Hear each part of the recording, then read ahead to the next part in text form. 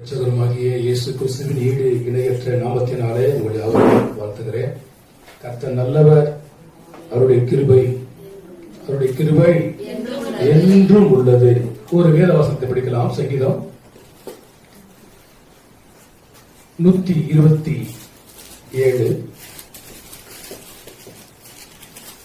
முதல் வசனம். இது எல்லா இடங்களிலும் ஒரு புது வீடு கட்டினா அங்கே அது வாசிக்கப்படுகிறதான ஒரு வேத பகுதி. கர்த்தர் வீட்டை கட்டாராகில் அதை கட்டுகிறவர்களின் பிரயாசம் விருதா. கர்த்தர் வீட்டை கட்டாராகில் அதை கட்டுகிறவருடைய பிரயாசம் விருதா. அப்போ நம்ம வீட்டை ஆண்டவர் கட்ட வேண்டும். நம்ம வீட்டை யாரா கட்டணும்? மலை கோயிலுக்கு போறதான வழியில பாத்தீங்கன்னா அந்த கோயிலுக்கு எதிர்த்த மாதிரி ஒரு பெரிய காம்ப்ளெக்ஸ் கட்டி அப்படியே நிக்குது. எத்தனை லட்சங்கள் அதை போட்டு கட்டிட்டு தெரியாது. புல்லரா நிக்குது. கட்டக்கூடாத பிடிக்கு ஸ்டேட் வாங்கிட்டான். பைபிள் சொல்லுது கர்த்தர் வீட்டை கட்டாரார்கள். அதே இடத்துல நீங்க பார்க்கும் பொழுது பல்வேறு இடங்களிலே அனுமதி இல்லாமல் கட்டப்பட்டதான 3 அடுக்கு மாடிகளா இருந்தாலும் சரி, 30 அடுக்கு மாடிகளா இருந்தாலும் சரி, என்ன பண்ணுகிறது? உடைச்சு தரமட்டமாகுது அரசாங்கம். அரசாங்க இடத்துல கட்டி இருந்தாலும் அதை விடுச்சிட்டு அரசு என்ன பண்ணுது? அவங்க புதுசா ஒரு அலுவலகத்தை அவர்கள் கட்டுகிறார்கள். பைபிள் சொல்லுது கர்த்தர் வீட்டை கட்டாராகில் அதை கட்டுவருடைய பிரயாசம் விருதா. வீடு சாதாரணமா கட்ட முடியாது. வேதம் கூறுகிறது வீடு கட்டப்பட வேண்டுமானால் ஞானம் வேணும். என்ன வேணும்? ஞானம். ஞானத்தினுடைய 7 தூண்களையும் சித்திரம் இருக்கிறது என்று வேதம் கூறுகிறது. அப்ப வீடு கட்ட வேண்டும் என்பதற்கு சாதாரணமாய் ஒருவன் வீட்டை கட்ட இயலாது. வீடு கட்டப்பட வேண்டுமானால் அவனுக்கு ஞானம் என்பது அவசியமாக இருக்கிறது. அதனால்தான் சாலமோன் ஞானம் சொல்லுகிறார் கர்த்தர் வீட்டை கட்டாராகில் அதை கட்டுவதற்கு பிரயாசம் விருதா. இந்த சாலமோன் யார் என்று உங்களுக்கு தெரியும். தாவீதுடைய மகன். நீதிமொழிகள், பிரசங்கி, உன்னத பாட்டை எழுதினவர். அதே சாலமோன் தான் இந்த 127வது சங்கீதத்தில் எழுதுகிறார். அத நீங்க மேல கவனிச்சீங்கன்னா தெரியும். சாலமோன் பாடின ஆரோகண சங்கீதம். இத சாலமோன் தான் எழுதியிருக்கிறார். இன்னும் நிறைய பாடல்களையும் கவிதைகளையும் அவர் எழுதியிருக்கிறார். ஒருவன் வீடு கட்ட வேண்டுமானால் அஸ்திபாரம் என்பது மிக மிக அவசியமான ஒன்று. எது அவசியம்? அஸ்திபாரம். ஒரு அஸ்திபாரம் எந்த அளவுக்கு போடப்படுகிறதோ அந்த அளவுக்கு தான் அதன் மேல வீடுகளை கட்ட முடியும். சிலர் 5 அடுக்கு வரையிலும் தாங்கக்கூடியதான புல்லர்களை போட்டிருந்தாங்கன்னா அது 5 அடுக்கு தான் கட்ட முடியும். அதை 10 அடுக்கு கட்ட முடியாது. அப்ப வீடு கட்ட மிகவும் அவசியமானது எதுதான்? அஸ்திபாரம், பவுண்டேஷன். இந்த அஸ்திபாரமாகப்பட்டது ஒரு மனிதன் கர்த்தர் மேல அஸ்திபாரத்தை போடலாம். யார் மேல போடலாம்? கர்த்தர் மேல. கர்த்தர் மேல் யார் அஸ்திபாரம் போட்டான் என்றால் யோபு சொல்கிறார். இந்த யோபுவை குறித்து உங்களுக்கு நல்லா தெரியும். அவன் உத்தமனும் நீதிமானும் சன்மார்க்கனும் தேவனுக்கு பயந்தவனும் பொன்னாப்பை விட்டு விலகுகிறவனும் ஊசுதேசத்தில் பெரிய செல்வ சீமானுமாக இருந்தான். ஆனா இவன் மேல பிசாசு கண்ணு வைக்கிறான். கண்ணு வச்சு எல்லா தொல்லைகளையும் அவனுக்கு கொடுக்கிறான். கர்த்தர் என்ன பண்றாரு? அனுமதிக்கிறார். வேதம் கொடுக்கிறது நீதிமான்களை சோதித்து அறிகிற கர்த்தாவே. யார? துன்மார்க்கனை அல்ல, நீதிமான்களை சோதித்து அறிகிற கர்த்தாவே. அவனை சோதித்து பார்த்தார். ஆடுபாடுகள் எல்லாம் போனது, கழுதைகள் குதிரைகள் எல்லாம் போனது, மிருக ஜீவன்கள் போனது. 10 பிள்ளைகளை ஒரே நாளில் மாண்டு போனார்கள். ஒண்ணுமே இல்லாத நிர்பந்தமான நிலைமையில் இவன் இருக்கிறான். அப்பொழுது இவனுடைய மனைவி கூட சொல்கிறாள், நீ உயிரோடு இருக்கிறதை விட நீ என்ன பண்ணிடலாம், செத்துடலாம். தேவனை தூசித்திரிய என்ன தேவன், பொல்லாத தேவன். தூசித்து செத்துரு, நீ செத்துரு சொல்றான். மண்ணுக்கு மரம் பாரமா, மரத்துக்கு கிளை பாரமா, கிளைக்கு இலை பாரமா, பெத்தெடுத்த பிள்ளைக்கு பெத்தெடுத்த தாய்க்கு பிள்ளை பாரமா. அப்ப யாரும் அது பாரமா சொல்றது இல்லை. ஆனா இவர் சொந்தத்துல கட்டினாங்களா சொந்தம் இல்லாம கட்டினாங்களா எனக்கு தெரியாது. ஆனா சொல்றா, ஒருவேளை இவனுடைய வியாதியினுடைய கொடுமைகளை பார்த்து, இவன் படுறதான உபத்திரவங்களை பார்த்து, துன்ப துயரங்களை பார்த்து சகிக்க முடியாம நீ என்ன பண்ணிடு, நீ சித்திரியா அப்படின்னு சொல்லியிருக்கலாம். ஆனா இவன் சொல்ற மாதிரி உடனே பைத்தியக்காரி பேசுவது போல பேசாதே, கர்த்தர் கொடுத்தார், கர்த்தர் எடுத்தார், கர்த்தருடைய நாமத்துக்கு. கடைசியில் சொல்றான், என் மீட்பர். அப்போ கர்த்தர் மேல ஒருவன் அஸ்திபாரம் போட்டிருக்கிறது. எத்தனை துன்பங்கள் வந்தாலும், தொல்லைகள் வந்தாலும், வேதனைகள் வந்தாலும், பிரச்சனைகள் வந்தாலும், அவர் சொல்லுகிறார், கிறிஸ்துவின் அன்பை விட்டு பிரிக்க முடியாது. அந்த ஒரு வைராக்கியம் இருக்கும். இது கர்த்தர் மேல் போட்டதான அஸ்திபாரம். உலகத்தின் மேல் அஸ்திபாரம் போட்டான் யூதாஸ் காரியோத். இப்படி போட்டா 30 வெள்ளி காசுக்கு.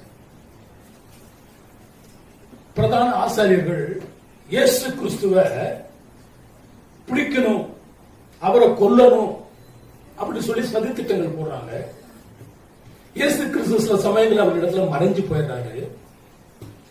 ஆனா யூதாஸ் காரியோத் அவனும் இயேசு கிறிஸ்து தான் அந்த தாளந்துல, அந்த பணப்பையில கையிடுகிறவர்கள். இவன் ஒரு பொருளாளராக அவன் இருந்திருக்கிறான். வேற யாரும் அந்த பணப்பையில என்ன பண்ணல, கை வைக்கிறது இல்லை.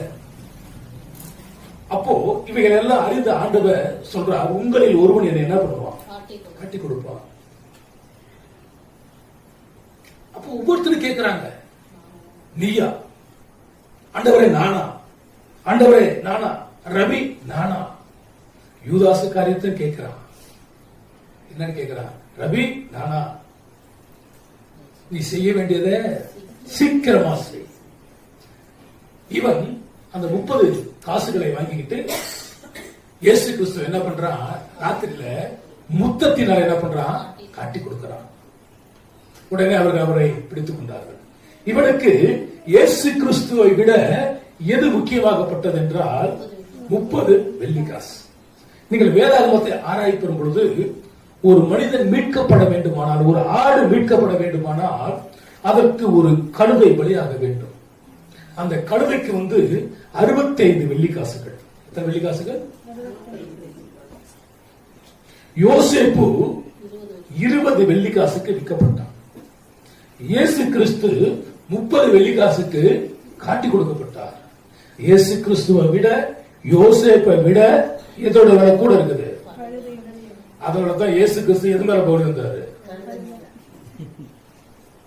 நீ சும்மா நடிச்சிடக்கூடாது.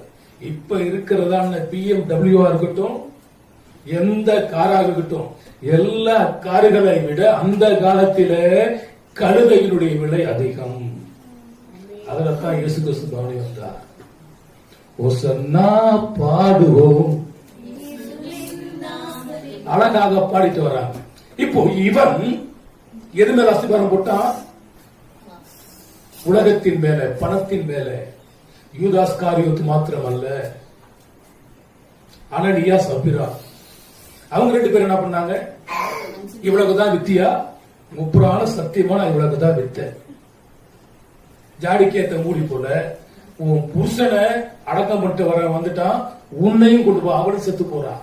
பரிசுத்த ஆவியினிடத்தில் துணிகரம் கொண்டு பொய் சொன்னீர்களே. 2 பேரும் ஒரே இடத்துல செத்து போனாங்க. போன வாரம் நம்ம பார்த்தோம், யார பார்த்தோம்? அந்த குடும்பம் எப்படி, இந்த குடும்பம் எப்படி? 2 பேர் ஒன்னாய் கர்த்தருக்காக வாழ்ந்தார்கள். 2 பேரும் ஒன்னா பரிசுத்தாவிக்கு விரோதமாய் பொய் சொல்லி மாண்டு போனார்கள். அது மாத்திரமல்ல, ஆகான் என்பவன் என்ன பண்ணினா, காணியாட்சியர் எல்லாம் பொருள்கள் எல்லாம் திருடி பண்டம்பாடிகளுக்குள்ள என்ன பண்ணா, மறைத்து வைத்தான். அப்படி மறைத்து வைக்கப்பட்டதை கண்டுபிடித்து அவனை கல்லெறிந்து என்ன பண்ணினார்கள், கொன்றார்கள்.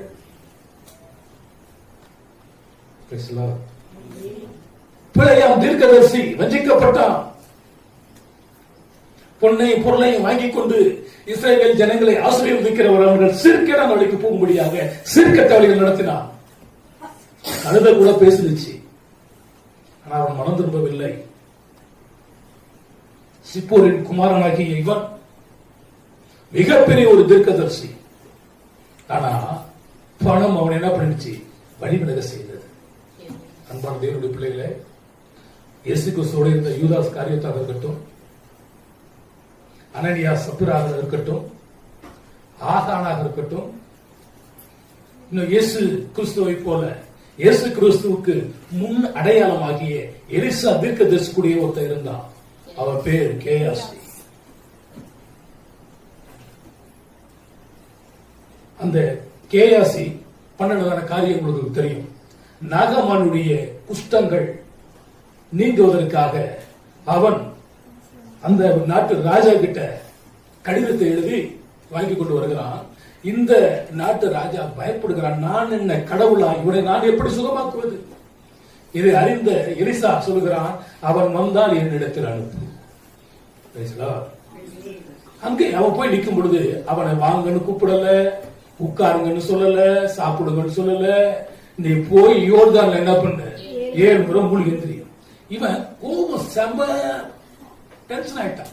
எங்க ஊர்ல இல்லாததான புனித நதிகள் உன்னுடைய நாட்டுல இருக்குதா?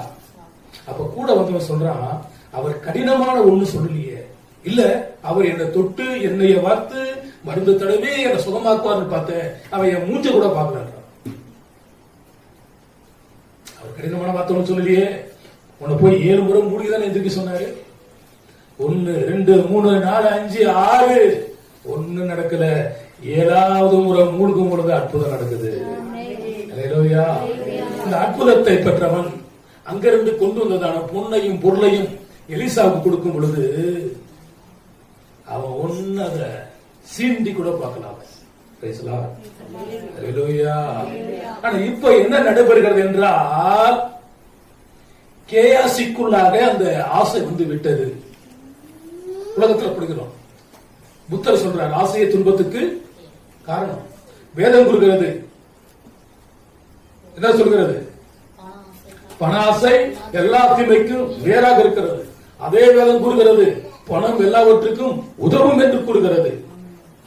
அப்போ வாழ்க்கை நடக்குது என்ன, குதிரைக்கு பின்னால போயிட்டு அவனை கண்டுபிடித்து, இப்பொழுதுதான் என்னுடைய எஜமான இடத்துல 2 பேர் வந்திருக்கிறாங்க, வஸ்திரங்களையும் கம்பளிகளையும் மாற்ற சொன்னாரு. அவன் மனமகிழ்ச்சியா கொடுக்கிறான். இங்கே வரும் பொழுது தீர்க்கதரிசி கேட்கிறான், நீ எங்கே போய் வருகிறாய்? நான் எங்கேயும் போல, நான் இங்கதான் இருக்கிறேன். அப்போ நீ போகும் பொழுது உன்னோட கூட என்னுடைய ஆத்மா வரவில்லையா, என்னுடைய ஆவி வரவில்லையா? நாகமான பிடிச்ச குஷ்டம் ஒன்ன பிடிக்கிட்டோம். அந்த நாளில இருந்து அவன் குஷ்டரோகியாய் மாறி போனான். அருமையான தேவனுடைய பிள்ளைகள், நாகமானுடைய குஷ்டம் ஒன்று இருக்கிறது. ஆரோனுக்கு குஷ்டம் பிடித்தது, மிரியமுக்கு குஷ்டம் பிடித்தது. பழைய ஏற்பாட்டுல நிறைய பேருக்கு குஷ்டம் வந்திருக்கிறது, அது மாறி போயிருக்கிறது. உசியா ராஜாவுக்கு குஷ்டம் வந்திருக்கிறது, நிறைய பேருக்கு குஷ்டம் வந்துருச்சு. குஷ்டம் வந்தா யாரும் தன்னுடைய வீட்டுல அவர்கள் என்ன பண்ண முடியாது, வச்சுக்க மாட்டாங்க, வச்சுக்கிறது இல்ல. இங்க திருச்சியில கூட பஞ்சப்பூர் என்கிறதான இடத்துல தொழுநோயாளிகளுக்காக ஒரு இடம் இருக்கிறது. அவர்கள் அங்கே அவர்கள் தான் இருப்பார்கள். ஆனா இயேசு கிறிஸ்துவ நான் வாசிக்கும் பொழுது குஷ்டரோகியாகிய சீமோன் வீட்டில் அவர் பங்கு இருந்தார். எல்லாம் நினைக்கிற போது எனக்கு அப்படியே ஒட்டை இதயம் தான். ஒருத்தர் குடிச்சிட்டு கொடுத்ததை குடிக்க நம்மளால முடியாது, ஒருத்தர் சாப்பிட்டு வச்சதை சாப்பிட முடியாது. அவன் சரீரம் முழுவதும் அழுகி போயிருந்திருக்கும். எனக்கெல்லாம் பாத்தீங்கன்னா எனக்கு தனி தட்டு இருக்கும். என் தட்டை யார் தொடக்கூடாது, எங்க அப்பா அம்மா யாரும் தொடக்கூடாது. தனி டம்ளர் இருக்கும். என்னுடைய பேர் அறையில யாரும் எது வைக்க கூடாது, தொடக்கூடாது. ஆனா எப்போ ஆண்டவர் இந்த பைப்ல தொட்டினா அப்ப கொஞ்சம் மாறி இருக்குது, ஒரு அரைவாசி மாறி இருக்குது, இன்னும் அரைவாசி இருக்குது. உண்மையை சொல்றேன், எனக்கு அதை அப்படி பழகிடுச்சு. ஆனா இயேசு கிறிஸ்து அவர் தேவன், தொட்டாரு, சுகமானார்கள். அவர் படிக்க முடியாது சொல்லிச்சு. ஒருவேளை ஆண்டவர் அங்க கிறிஸ்துவ வீட்டுல போனது அத்தனை பேரை சுகமாக்கினவர் அவனை சுகமாக்காம இருந்திருப்பாரான்னு ஒரு கேள்வி எனக்கு வந்துச்சு.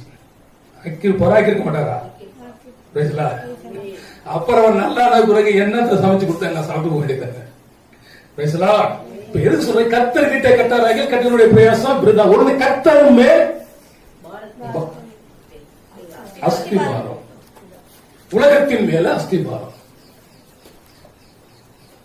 யோபு கர்த்தர் மேல அஸ்திபாரம் போட்டான். இவர்கள் எல்லாம் எது மேல அஸ்திபாரம் போட்டார்கள்? உலகத்தின் மேல அஸ்திபாரம். நீங்க எதன் மேல அஸ்திபாரம் போட்டிருக்கீங்க? உலகத்தின் மேல உங்க அஸ்திபாரம் இருக்குதா? கர்த்தர் மேல உங்க அஸ்திபாரம் இருக்குதா? ஆண்டவராக இயேசு கிறிஸ்துவும் மத்தேயு சுவிசேஷம் மற்றும் லூக்கா நற்செய்தி நூல்களை சொல்லும் பொழுது ஒரு உதாரணத்தை சொல்லுகிறார். ஒரு மனிதன் வீடு கட்டுகிறான். அவன் வீடு கட்டும் பொழுது ஒருவன் கற்பாறையின் மேல் அஸ்திபாரத்தை போடுகிறான், ஒருவன் மணல் மேல அஸ்திபாரத்தை போடுகிறான். மணல் மேல் அஸ்திபாரம் போடுகிறவன் சீக்கிரம் என்ன பண்றான்? வீட்டை கட்டிட்டான். வீட்டை கட்டிக்கிட்டு இருக்கும் பொழுது கற்பாறையின் மேல் இருக்கிறவன் அப்பொழுதுதான் என்ன பண்றான்? நூல் பிடிச்சு அளந்துகிட்டு இருக்கிறான். அப்ப சொல்றான், யோ நீ நானும் ஒன்னாதான் வீடு கட்ட ஆரம்பிச்சோம், நான் பாரு வீடெல்லாம் கட்டி முடிச்சுட்டேன், நீ என்ன பண்ற? இப்பதான் கட்ட ஆரம்பிச்சுட்டு இருக்கிற. இப்ப என்ன சொல்ல, ஒண்ணு சொல்ல முடியாது. சில நாட்கள் ஆனது. அவன் கட்டி முடிச்சிட்டு என்ன பண்ணினா, பால் காய்ச்சினா, இவனுக்கும் கூட்டிட்டு போய் வீடு காய்ச்சி திரைப்பலா பண்ணி பால் காய்ச்சி சாப்பாடு கொடுத்து இவனை அனுப்பிவிட்டான். சில நாட்கள் ஆனது. இவனை வீடு கட்டி முடித்தான். அதற்கு சில நாட்கள் ஆன பின்பு மழை வந்ததாம். என்ன வந்ததா? பெரும் வெள்ளம் சொரிந்தது. அலைகள் அந்த வீட்டின் மேல் வந்து மோதினது. பெரு காற்று அடித்தது. இப்படி அடிக்கிறதான வேலைகளிலே ஆண்டவர் சொல்றாரு, மணல் மேல் இருக்கிறதான அந்த வீட்டின் மேல அலைகள் மோதும்போது அது முற்றிலுமா அழிந்து தரமட்டமானது. கற்பாறையின் மேல் மோதும் பொழுது அவையை ஒன்றும் சேதப்படுத்தவில்லை.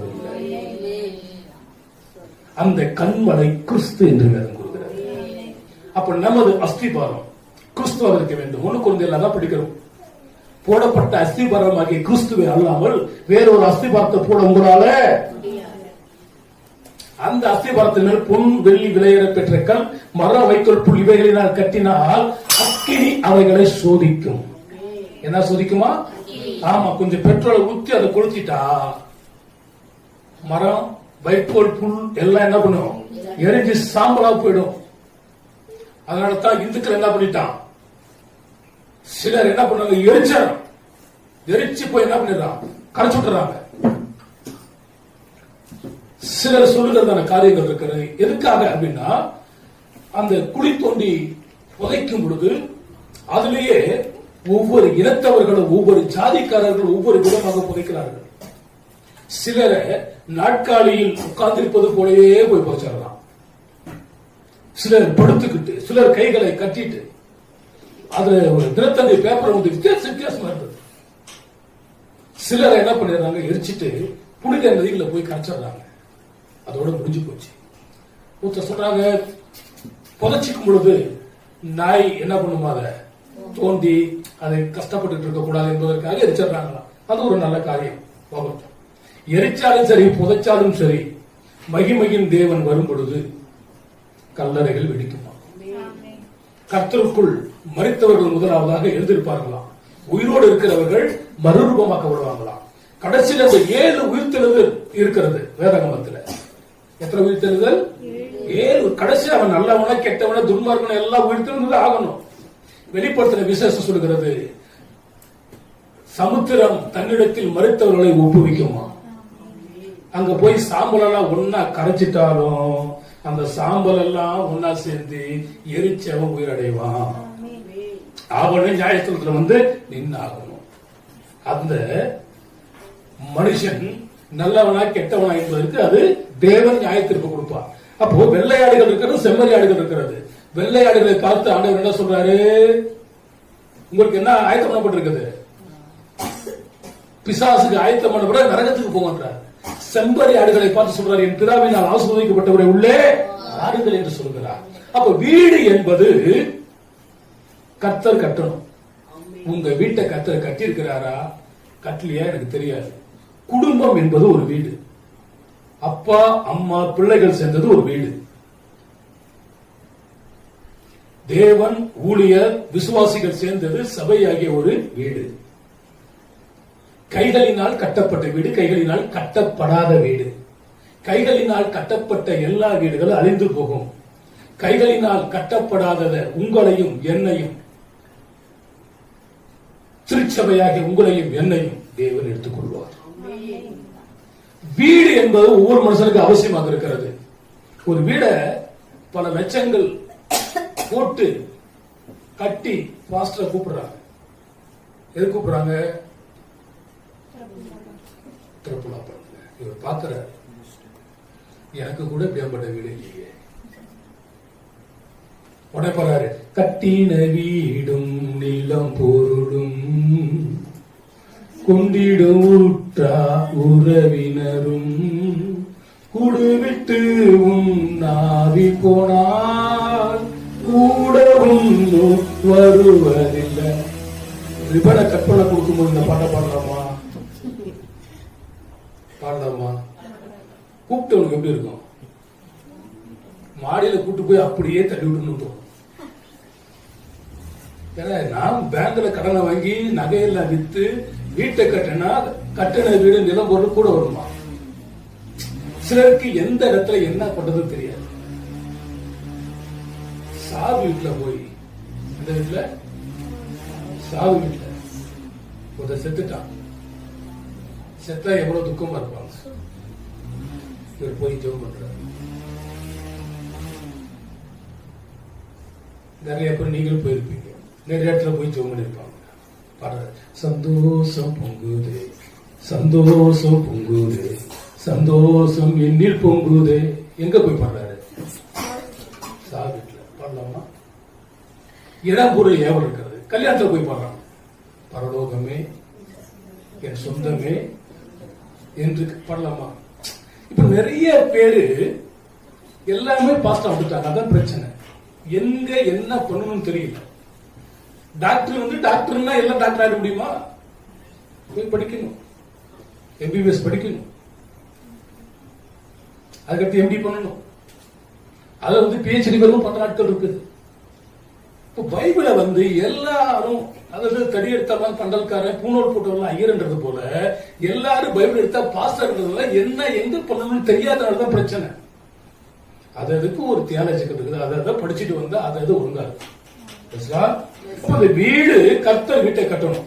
இப்ப வேலை என்ன வீடு சொல்லுதுன்னா, நீதிமொழிகள்ல 12ஆம் அதிகாரம் 7வது வசனத்தை கொஞ்சம் வாசியுங்கள்.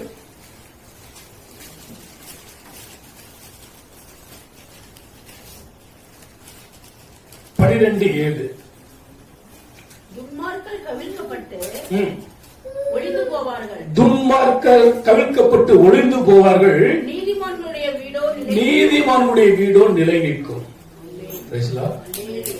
நீதிமானுடைய வீடு எப்படி இருக்குமா? நிலை நிற்கும். அதுதான் உங்களுக்கு ஏற்கனவே சொன்னேன். கற்பாறையின் மேல் கட்டப்பட்ட வீடு. அந்த கண்மலை யாரு? கிறிஸ்து. ஒண்ணு நிலை நிற்கக்கூடியதான வீடு. அது யாருடைய வீடு? நீதிமானுடைய வீடு. யாரு நீதிமான்? இயேசு கிறிஸ்துவின் ரத்தத்தினால் மீட்கப்பட்டவன் தான் நீதிமான். அந்த நீதிமானுடைய வீடு எப்படி இருக்குமா? நிலை நிற்கும்.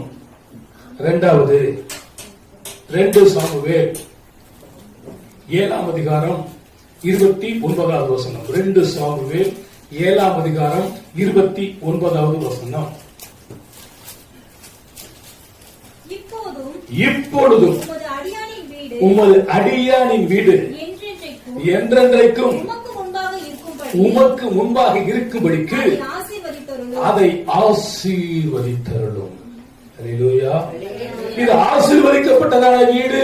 உன்னையும் உன் வீட்டையும் உன் மாவு பிசைக்கிறதான தொட்டியையும் உன்னுடைய போக்கையும் உன்னுடைய வரத்தையும் கர்த்தர் இது முதல் கொண்டு ஆசீர்வதிப்பார். அல்லேலூயா. இது ஆசீர்வதிக்கப்பட்டதான வீடு. இந்த ஆசீர்வதிக்கப்பட்டதான வீட்டில் என்ன இருக்காது? குறைவு இருக்காது. இயேசு வந்த வீட்டிலே சந்தோஷம், சமாதானம், விடுதலை, நிம்மதி எல்லாம் இருக்கும் என்று ஒரு பழைய பாட்டு இருக்கு. அதுக்கான தேவனுடைய பிள்ளைகள் உங்கள் வீடு எப்படி இருக்கிறது? ஆசீர்வதிக்கப்பட்ட வீடாய் காணப்பட வேண்டும். 2 சாமுவேல் 6ஆம் அதிகாரம் 11வது வசனத்தை கூட கொஞ்சம் வாசித்து பாருங்களேன். 6ஆம் அதிகாரம் 11வது வசனம். கர்த்தருடைய பெட்டி ஓபேத் ஏதோமின் வீட்டுக்கு வீட்டிலே 3 மாதம் இருந்த பொழுது அந்த வீட்டை தேவன் ஆசீர்வதித்தார். அந்த ஓபேத் ஏதோம் வீட்டில கர்த்தருடைய உடன்படிக்கை பெட்டி இருந்துச்சு. அந்த உடன்படிக்கை பெட்டி இருக்கும் பொழுது கர்த்தர் என்ன பண்ணார்? அந்த வீட்டை ஆசீர்வதித்தார். அப்போ ஆண்டவரை ஏற்றுக்கொண்ட ஒவ்வொருடைய பிள்ளைகளுடைய வீடும் ஆசீர்வதிக்கப்பட்ட வீடாய் காணப்பட வேண்டும்.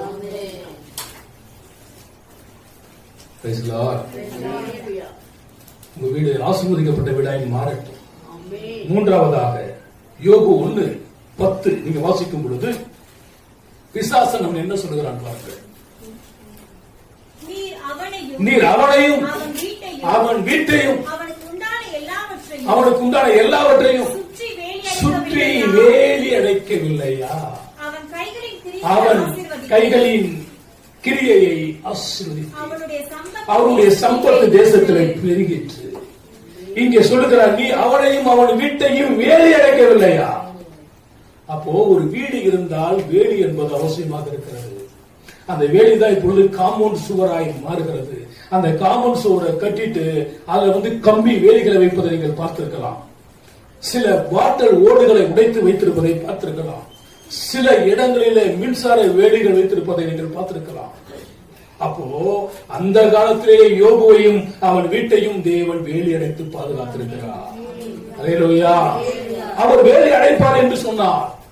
சங்கீதம் 91:10 சொல்லுகிறது, வாதை உன் கூடாரத்தை அணுகாது, பொல்லாப்பு உனக்கு நேரிடாது. அவர் வேலை அடைக்க வேண்டும். யாத்திராகம புத்தகத்தில் நீங்க வாசிக்கும் பொழுது 12ஆம் அதிகாரம் 13வது வசனத்திலே பார்க்கும் பொழுது எகிப்திலே தலைச்சன் பிள்ளைகளுடைய சங்காரத்துக்கெல்லாம் தேவன் பாதுகாக்கிறார். எகிப்தில் இருக்கிற அத்தனை பிள்ளைகளும் மாண்டு போகிறார்கள், மடிந்து போகிறார்கள். ஆனால் சங்கார தூதனோ எந்த வீட்டில் நிலைக்கால்களிலே ஆட்டுக்குட்டியின் ரத்தம், பஸ்கா ஆட்டுக்குட்டியின் ரத்தம் பூசப்பட்டிருக்கிறதோ அதிலெல்லாம் கடந்து போனார்.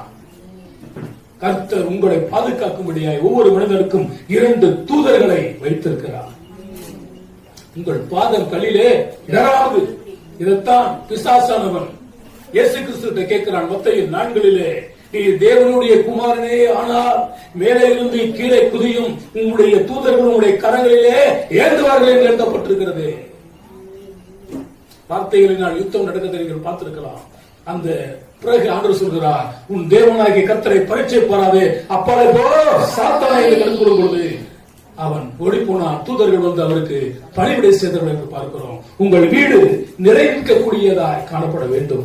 உங்களுடைய வீடு ஆசீர்வதிக்கப்பட்ட வீடாய் காணப்பட வேண்டும். உங்களுடைய வீடு வேலை அடைக்கப்பட்டு எல்லாவற்றுக்கும் பாதுகாப்புள்ளதாய் காணப்பட வேண்டும். சில வீடுகளை எழுதியிருக்கிறோம், கர்த்தரால் ஆசீர்வதிக்கப்பட்டவரே உள்ளே வாரும். இங்க அரியமங்கலத்துல எனக்கு தெரிஞ்சதான ஒரு சகோதரி இருந்தாங்க. நம்மளுடைய சர்ச்சுக்கு வந்தாங்க. அப்புறம் அந்த பிள்ளைக்கு திருமணம் ஆன பிறகு அவங்க வராத ஒரு சூழ்நிலை.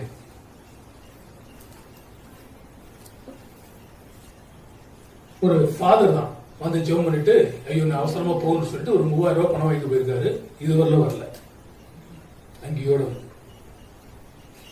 இன்னொரு பாஸ்டர் ஒரு இடத்துக்கு ஜெபம் பண்ண போயிருக்காரு. காலையில அவங்களுக்கு நல்லா சாப்பாடு கொடுத்து ஜெபம் பண்ணும்போது நல்ல ஒரு காணி கொடுத்து மாடியில இருந்து கீழே இறங்கும் போது அலாரம் அடிக்குதான். அவங்க வீட்டுல இருந்த அலாரத்தை ஜோலப்படுத்தி கொண்டு வந்திருக்காரு. இதெல்லாம் நடந்ததான சம்பவங்கள். எப்படி நம்ப முடியும்?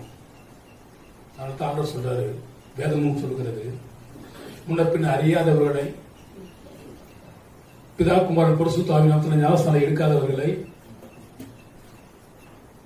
இந்த இவர்களை தேவன் என்று அறிக்கை இடாதவர்களை, இவர்களாம் யாராக இருக்கலாம், இயேசுவ தேவன் இல்லைன்னு சொல்லாதவர்களை உங்க வீட்டுல கூட ஏத்தாதீங்க. அவர்கள் எல்லாம் அந்தி கிறிஸ்துவின் ஆவி உடையவர்கள். வீட்டுல ஏத்தவும் கூடாது, வாழ்த்துக்கள் சொல்லவும் கூடாது. உங்க வீடு எப்படி இருக்கணுமா? வேலை அடைக்கப்பட்ட வீடாய் காணப்பட வேண்டும்.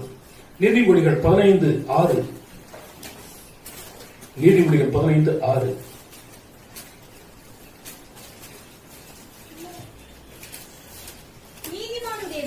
நீதிமன்ற வீட்டிலே பொக்கிஷம் உண்டு. பேசலாம். நீதிமன்ற வீட்டில என்ன இருக்குது? என்ன பொக்கிஷம்? என்ன பொக்கிஷம்? அதிக பொக்கிஷம் இருக்கிறது. வேதம் நமக்கு பொக்கிஷம் தான். வேதம் நமக்கு ஔஷதம் தான். உங்க வீட்டில எந்த குறைவு, சிங்கக்குட்டிகள் தாழ்ச்சடைந்து பட்டினியாக இருந்தால் ஆண்டவரை தேடுபவருக்கு. அப்ப உங்க வீட்டுல அரிசி எனக்கு இல்ல, எண்ணெய் எனக்கு இல்ல இப்படின்ற ஒரு எண்ணம் வரக்கூடாது.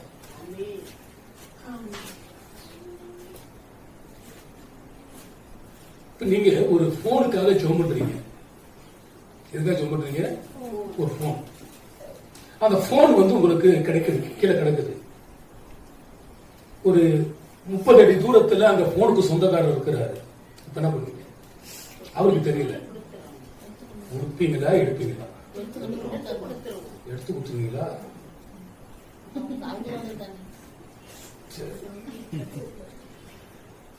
எனக்கு தெரியாது ஆண்டவரே. அவங்களுக்கு தெரியாது இல்லையா? நீங்க ரொம்ப நாளா ஜோம் பண்ணிட்டு இருக்கீங்க. இந்த போன் கிடைக்குது, ஒரு வருஷமா நீங்க ஜோம் பண்றீங்க. ஆண்டவரே இந்த போன் எனக்கு நல்லா இருக்கும். அப்ப இது கர்த்தரே உங்களுக்கு கொடுத்தாரா?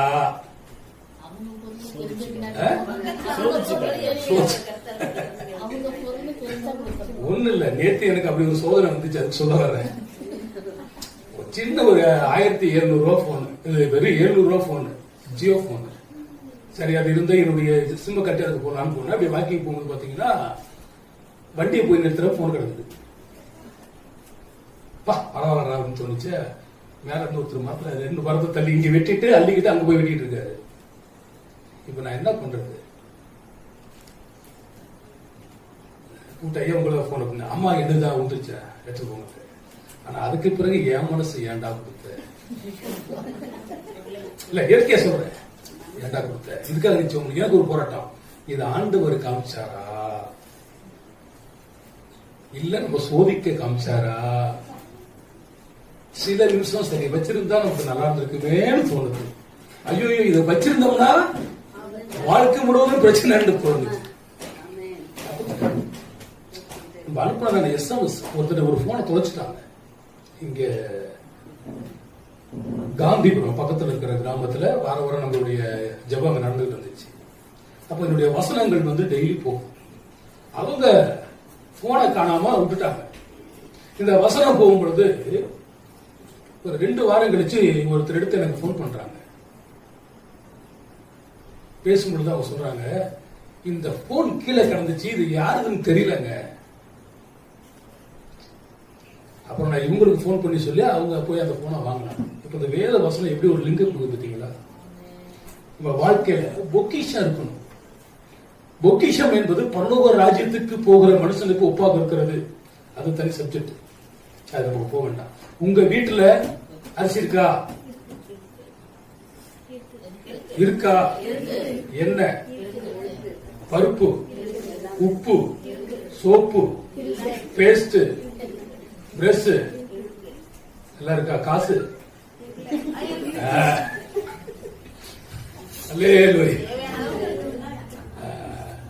நீங்க வீட்டுல இல்லாட்டி கொள்ளக்கார வந்து எடுத்துட்டு போயிடும். நீங்க பேங்க்ல செப்பா வச்சிருப்பீங்க, எல்லாம் ஏடிஎம் கார்டு வச்சிருப்பீங்க.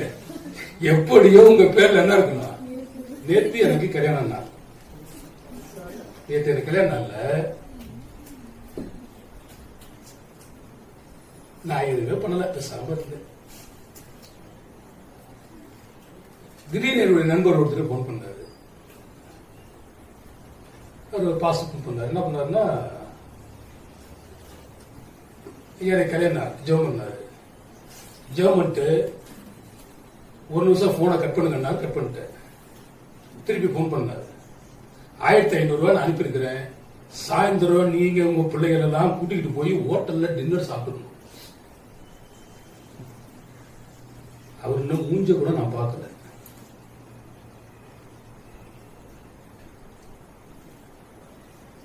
கர்த்தரையோட நல்லவர். ஏன் சொல்றேன்னா, விசுவாசத்தினால் நீதிமான் அப்போஸ்தலர் 1ஆம் அதிகாரம் 13-14 வசனங்கள். அவர்கள் அங்கே வந்தபொழுது மேல் வீட்டில் ஏறினார்கள். அதில் பேதுருவும் யாக்கோபும் யோவானும் அந்திரேயாவும் பிலிப்பும் தோப்பாவும் பர்த்தலோமேயும் மத்தேயும் யாக்கோபு எல்லா சீடர்களும் அங்க இருந்தாங்க. ஏன் அப்படின்னு கேட்டா, ஏசாயா சொல்றாரு, என்னுடைய வீடு சகல ஜனங்களுக்கும், அது அப்போஸ்தலர் நடவடிக்கையில் இருக்கிறது. இன்னும் ஏசாயாவிலும் இருக்கிறது, என்னுடைய ஜெப வீட்டில் உங்களை மகிழ பண்ணுவேன். அப்போ உங்களுடைய வீடு என்னவா இருக்கணும்? உங்க வீட்டுல யார் யார் வீட்டுல ஜெபம் நடக்குது? வேலையடைக்க வீட்டுக்கு அலையிலேயே சொல்றீங்க, பொக்கிஷம் வீட்டுக்கு அலையிலேயே சொல்றீங்க. உங்க வீடு என்ன வீடா இருக்கணும்? என்ன வீடா இருக்குது? ஏன்னா நீதிமன்றுடைய கூடாரத்திலே ரட்சிப்பின் கம்பீர சத்தம் உண்டாகும். அப்போ உங்க வீடு ஜெப வீடா இருக்கணும். இருக்கா? இருக்கா இல்லையா? இருக்கு. என்ன இருக்கு? எத்தனை மணிக்கு ஜெபம் இருக்குது? ரைட், இருக்கு. உங்க வீடு என்னவா இருக்கணும்? ஜெபவிடம் வரணும். இன்னும் அதை ஜெபவிடம் மாத்திரமா உங்க ஒவ்வொரு வீட்டிலையும் ஜெப கூட்டமும் நடத்தணும். வாரத்தில் ஒரு மணி நேரம் ஜெப கூட்டத்தை நடத்தணும். அக்கம் பத்திரம் உள்ளவங்கள கூட்டி அந்த ஜெப கூட்டத்தை நடக்கும்போது உங்க வீடு என்னவா மாறிடும்? உங்களை பார்த்தாவே இவங்க கிறிஸ்தவ, இவங்க அலேலியா கூட்டம், இவங்க வேதக்காரவங்கன்ற ஒரு நல் பெயர் வரணும். ஆறாவதாக 1 நாளாகமும் 17:10. 17:10. 1 நாளாகமும் 17:10. உன் சத்துருக்களை எல்லாம் கீழ்ப்படுத்தினேன். எப்பொழுதும் கர்த்தர் உனக்கு ஒரு வீட்டை கட்டுவார். கர்த்தர் உங்கள் வீட்டை கட்டுவாராக. கர்த்தர் வீட்டை கட்டாராக. அதை கட்டுவதற்கு பிரயாசம். ஆகாய் 1 4ஆம் அதிகாரம் 4வது வசனம் 5வது வசனம். ஆகாய் 1ஆம் அதிகாரம் 4வது வசனம் 9வது வசனம். இன்னும் நீங்க தொடர்ந்து நீங்க படிக்கும் பொழுது கர்த்தர் அந்த வீட்டை கட்டுவதை குறித்தெல்லாம் நம்ம படிக்கிறோம். 1 நாளாகமும் 17:10 கர்த்தர் உனக்கு நிலையான வீட்டை கட்டுவாராக. இவைகளெல்லாம் வைத்துதான் சாலமோன் சொல்லுகிறார், கர்த்தர் வீட்டை கட்டாரார்கள், கட்டுகிற பிரயாசம் விருதா. 1 நீதிமொழிகள் 12:7 நிலை நிற்கும் வீடு. 2 சாமுவேல் 7:29 ஆசீர்வதிக்கப்பட்ட வீடு. 3 யோபு 1:10 வேலை அடைக்கப்பட்ட வீடு. 4 நீதிமொழிகள் 15:6 பொக்கிஷம் நிறைந்த வீடு. 5 அப்போஸ்தலர் நடவடிக்கைகள் 1ஆம் அதிகாரம் 13-14 ஜெப வீடு. 6 1 நாளாகமும் 17:10 கர்த்தரால் கட்டப்படும் வீடு. இவைகள் எல்லாம் மனதில் வைத்துக் கொள்ளுங்கள். கர்த்தர் உங்களையும் உங்கள் வீட்டையும் கட்டட்டும், ஆசீர்வதிக்கட்டும். தேவனுடைய நாமம் மைப்படட்டும். கண்களை மூடுவோம், செபிப்போம். கர்த்தர் நம்மை ஆசீர்வதிப்பாராக.